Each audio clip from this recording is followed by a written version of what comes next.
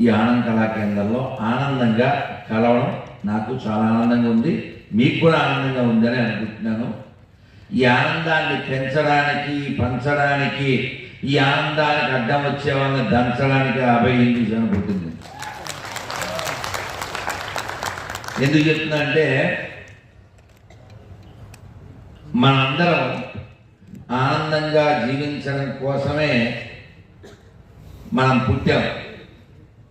ఆనందమయోభ్యాస అంటుంది ఉపనిషత్తు. తిరుమల స్వామివారు ఉండేటువంటి శాంక్టోరియం ఏదైతే విమానం ఉందో ఏమని పిలుస్తారు? ఆనంద నిలయం. కాశీని ఏమని పిలుస్తారు? ఆనంద వనం. అదవుతుందా?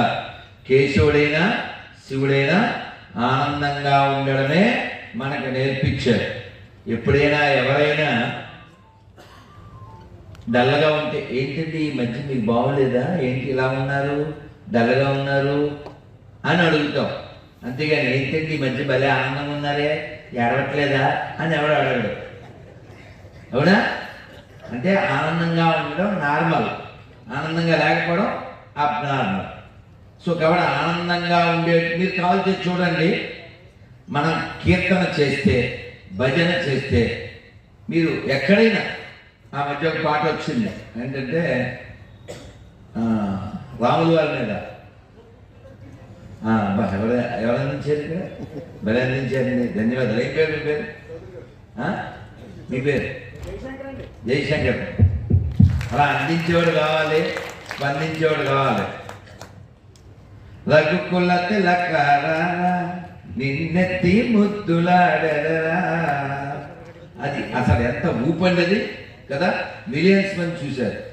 సో అలాంటి ఊపు మన కీర్తనల్లో ఉంటుంది, మన భజనల్లో ఉంటుంది, మన సంకీర్తనలో ఉంటుంది.